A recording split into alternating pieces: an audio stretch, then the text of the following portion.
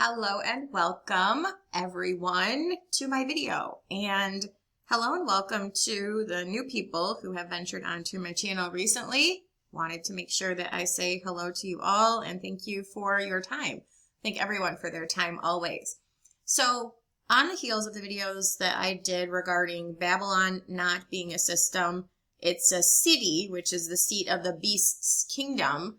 And I got a follow-up question to that said, the beast is a system, Babylon is a place. So I did a follow-up video that said, no, the beast is not a system. The beast is the fallen angel Apollyon.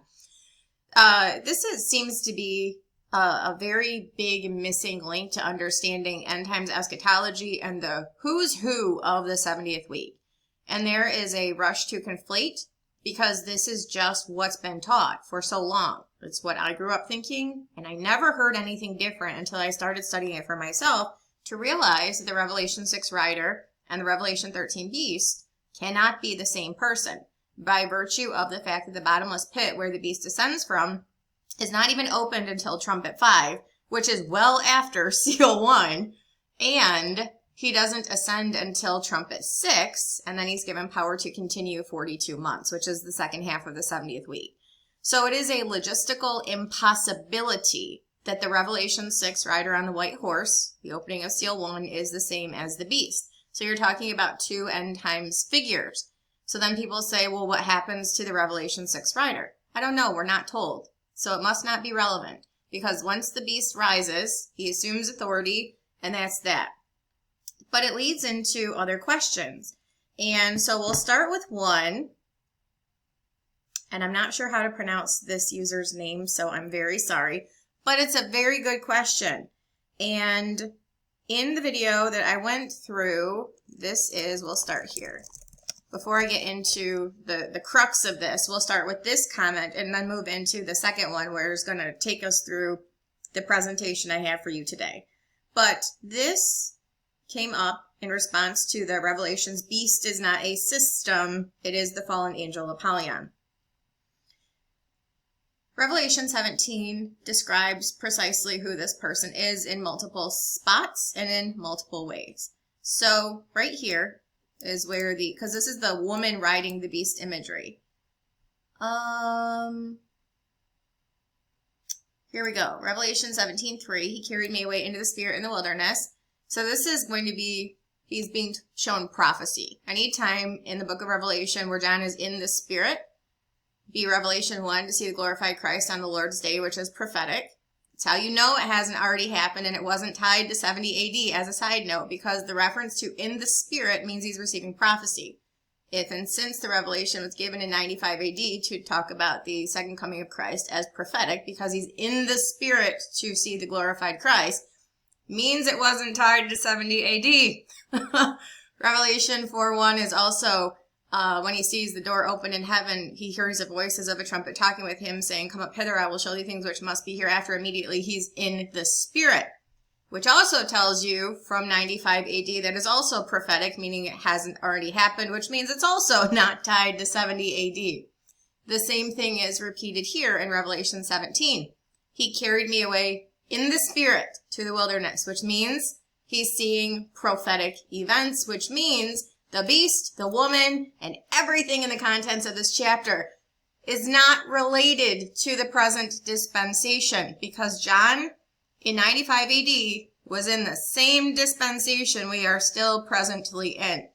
This is why when you understand the usage of the language, the Bible will exclude all of the wrong things until you can only conclude the right answer.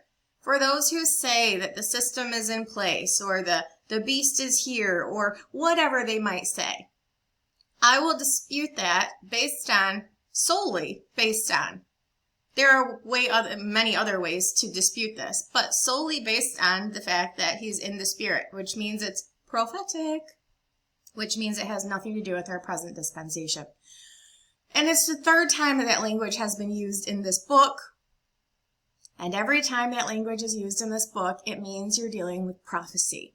So respective to John the Baptist receiving the vision, being past 70 AD, and being part of the same dispensation we are in, not a single one of those things applies to us. right now. You would not expect to see it. You shouldn't expect to see it. You aren't going to see it. It's reserved for the future.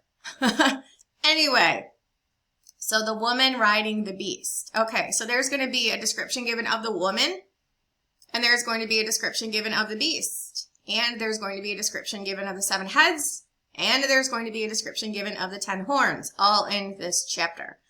But specifically, the question came up was, 5 are fallen, the beast with 7 heads. So it tells you who they are. And we're going to bypass verse 8 for now and talk about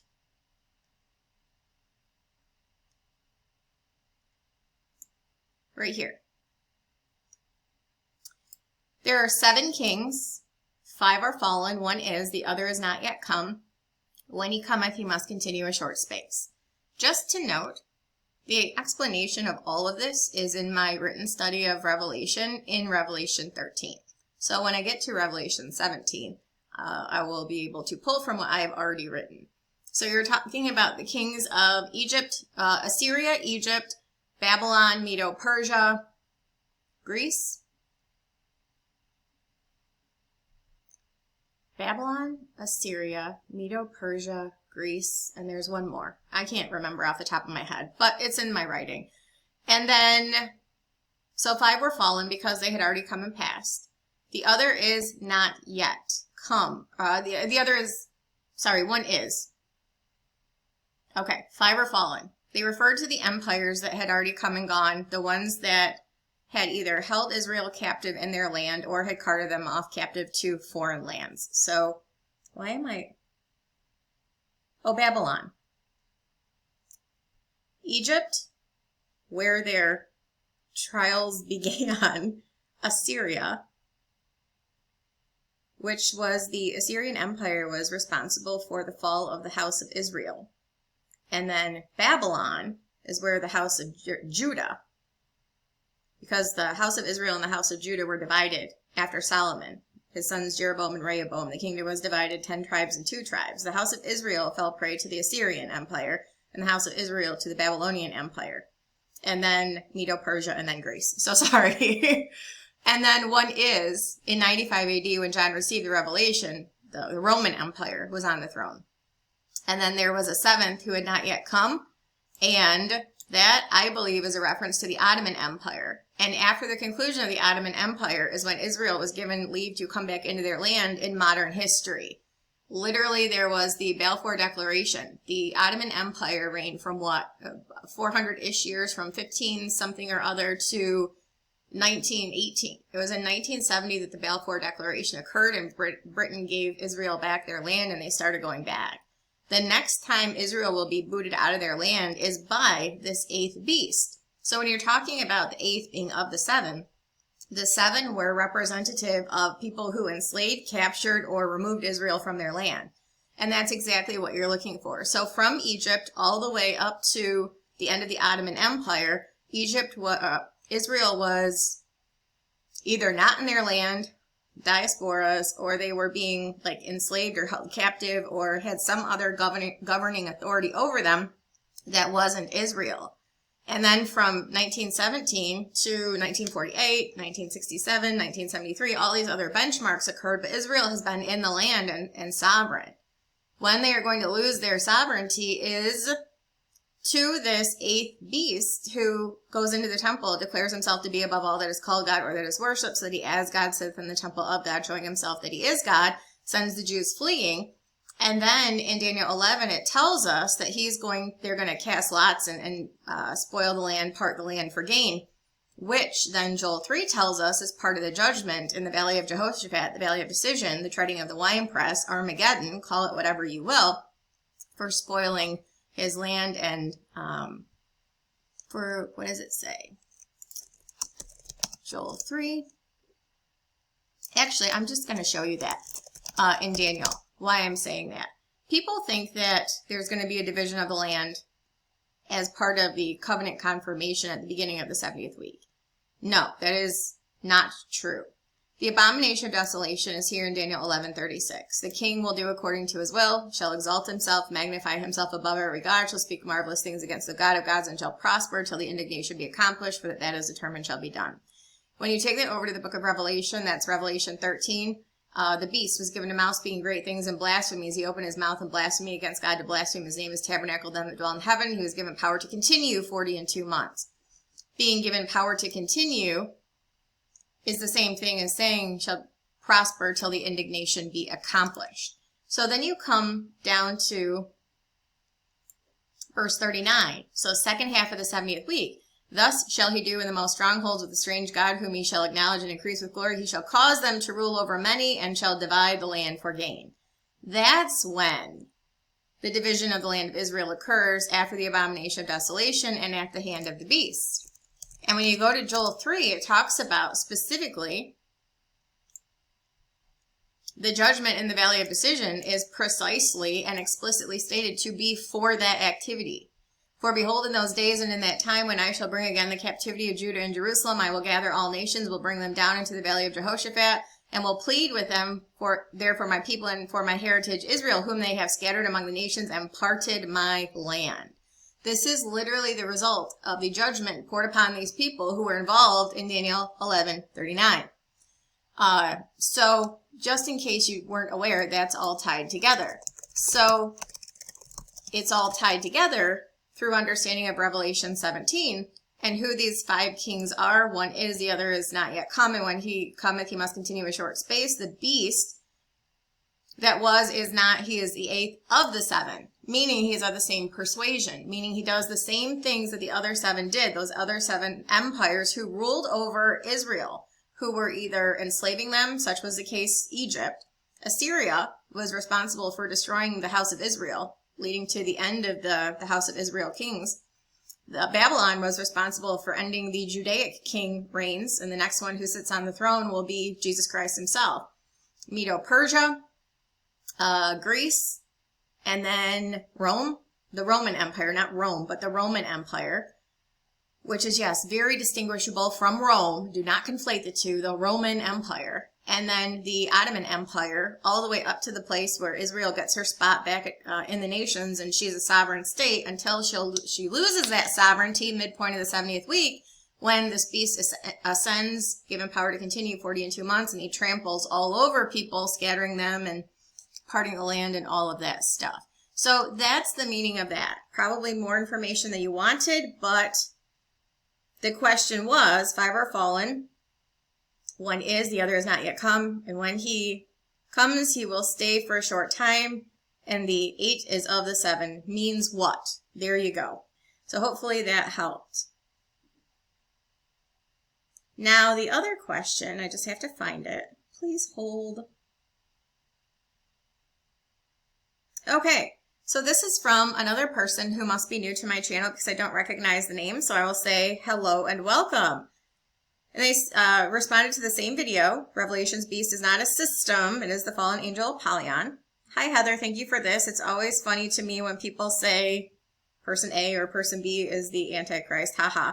I'm just wondering if the false prophet is also a fallen angel. All right. So this is actually super easy to answer. And the answer is yes. The reason we know this is Daniel, Nebuchadnezzar's statue, the legs of iron and the feet of iron and miry clay. That is the 4th beast, the 4th kingdom.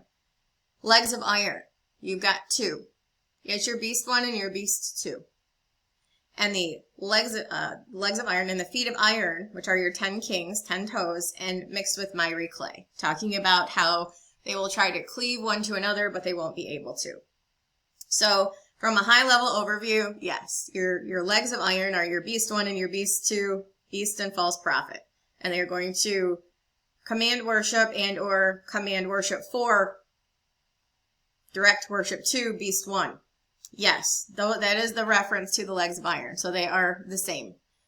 One comes from the land, the other comes from the sea, and they do the same things. But that's not, I mean, high-level overview, yeah. But Revelation already told you they were. Revelation already told you they were. Beast. So we're going to go to Revelation. Because I don't want you to have to just take my word for it. But the word beast appears in the Bible a whole bunch, but it's in the book of Revelation 48 times. And that's really what we're looking at. Because we understand, we don't understand. That's not what I wanted to say, is what I mean. I guess we understand imagery from previous usages of the same word in similar contexts. But Revelation tells you what it means in this specific circumstance. It already told you what it meant. And it did that in Revelation 4. There are 4 beasts around the throne. Who are those 4 beasts? They're cherubim. They're angels. And they essentially guard the throne. So of the 48 references, the majority of them are going to be to said 4 beasts. So when you come to Revelation 13, you're already intended to understand that beasts are a reference to angels. You have beast 1 and beast 2.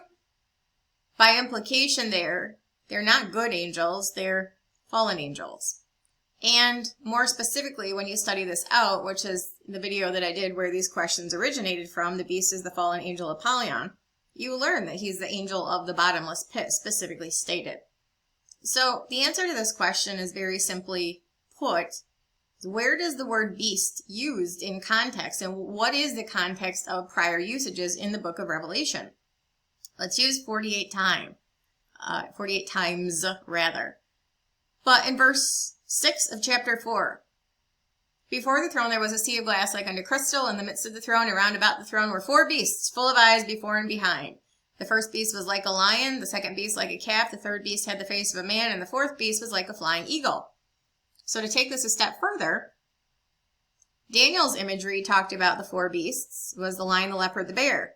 And then this 4th beast, which was diverse from the 4, had great iron teeth, devoured, break in pieces, stamped the residue with the feet of it. And that goes in Nebuchadnezzar's statue. The great iron teeth is the legs of iron and the feet of iron and miry clay. Because it says it was diverse from the others, had great iron teeth, devoured, break in pieces, and stamped the residue with the feet of it. Yes, the feet of iron and miry clay, which are directed by the action of the legs. So Daniel's statue and Daniel's night vision beasts are absolutely related to one another, and you're talking about iron, legs of iron and feet in iron of miry clay. But the lion, the leopard, and the bear were the 3 that came before, which were plucked up by the roots, because they had come and gone before this 4th beast. So the imagery here is similar to tell you that there's animal imagery, I guess, to make it comparative, to make it easier to make comparisons. So Daniel's beasts are lion, leopard, bear, and then this 4th one, which is being depicted in chapter 13. But these other beasts are already being compared to lion, calf, face as a man, beast was like a flying eagle. So there's already animal imagery and or human, in the case of the one face, which is the face of a man, to talk about the 4 faces of these cherubim angels who are called beasts. So the way that the book of Revelation is structured is we should already, by the time we get to Revelation 13, if we're studying in sequence, we should already understand that these are angels based on prior imagery, because the template for that was established in Revelation 4 with the 4 beasts who are cherubim. The 4 beasts had 6 wings. They were full of eyes within. They rest not day nor night. Say, holy, holy, holy, Lord God Almighty, which is and was, which is to come. So then they're also mentioned in Revelation 5, just talking about the 4 beasts, the elders. They're mentioned a whole bunch. And then one of those 4 beasts is responsible for saying, come and see, and showing the contents of seal 1, the 2nd, seal 2, the 3rd, seal 3, and the 4th, seal 4. They're continued to be mentioned in Revelation 7. And then Revelation 11 is your contrast. This is not one of the 4 beasts. This is the beast that ascended out of the bottomless pit, who Revelation 17 tells us was and is not, and shall ascend out of the bottomless pit and go about his destruction, properly named Apollyon the Destroyer. So then Revelation 13:1, I stood upon the sand of the sea, saw a beast rise up out of the sea, having 7 heads and 10 horns. We just talked about the 7 heads. The 10 horns are the 10 toes, 10 kings, also described in Revelation 17. Upon his horns 10 crowns, because they were kings. 5 were fallen, 1 is, the other must continue a short space. The 8th is of the 7. He's a king also, and goeth about his destruction. The beast which I saw was like unto a leopard. His feet were as the feet of a bear, his mouth as the mouth of a lion. So again, you have compare contrast imagery to up here where it talks about the 4 faces of these other beasts, the 4 angels, the cherubim in the throne room. While I understand that people might not come right out and say these things, it's all there for us to have prior knowledge to understand this new imagery, to understand that these 2, Beast 1 and Beast 2, are fallen angels. And it's simply a specific time where they're released from where they are in order to do what they are prophesied to do. And they are presently in the bottomless pit for reasons that I will not discuss in this video, but have discussed. Refer to the books of 1 Peter and Jude. Or maybe it's 2 Peter 2. It might be 1 and 2 Peter. Talks about the angels who kept not their first estate, where they are, why they're in chains, reserved unto darkness, unto the day of judgment. Because they're tools of God's judgment. They're going to be released to wreak havoc on the earth. They worshiped the dragon, the people did. Well, they saw one of his heads as it were wounded to death. And his deadly wound was healed. All the world wondered after the beast. And they worshipped the dragon who gave power unto the beast. And they worshipped the beast who was like unto the beast, who was able to make war with him. And I wrote about this, the deadly head wound. How it's the appearance of a deadly head wound. How he gets it. Well, with his tangle with the 2 witnesses. One of his heads as it were wounded to death. Can't be wounded, can't be killed because he's a fallen angel. Angels don't die. They're spirit beings. That's why he's going to be cast directly into the lake of fire. Sheol is a place for spirits of departed humans. He's not a human. Can't kill angels. They're spirit beings. So he's going to be tossed directly into the lake of fire along with the false prophet, because he also can't be killed because he's an angel. So while I understand that there are people who desire answers from the plain text, sometimes you just have to study it out. This one's talking about Beast 2 beheld another beast coming up out of the earth. He had 2 horns like a lamb, and he spake as a dragon. He exercised all the power of the first beast before him, and caused them which dwelt upon the earth to worship the first beast whose deadly wound was healed. There is also a second inference made here. One of his heads as it were wounded to death. Well, remember from Revelation 17 that the heads refer to kings. 5 were fallen, 1 is, the other must continue a short space, and he is the 8th of the 7. So you're talking about one of his heads as it were wounded to death. This dude is called the Assyrian. It's one of the names in the Old Testament that he's referred to by. So there is a twofold, maybe more, but there's at least 2 ways in which this is talking about. It's a reference to his tangle with the 2 witnesses, because the language in Revelation 11 says that anyone who attempts to kill them must in that same manner be killed. So I'm going to assume that they're given deadly head wounds. And he has the appearance of one because he was harmed in like manner.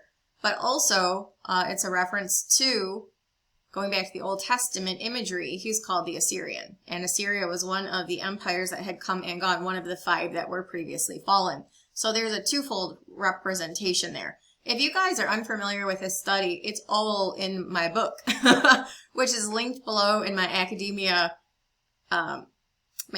links. It is a study of the revelation of Jesus Christ, and this specifically will be in Revelation 13. Might be in Revelation 9 also, but it's also in Revelation 13.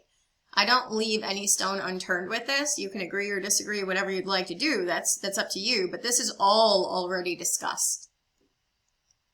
So I think I'm going to end it there, because there's really not a whole bunch more to go over on this. But the question was, is the Beast 2, is the false prophet also a fallen angel? Absolutely. If you guys have any other questions, let me know. See you later.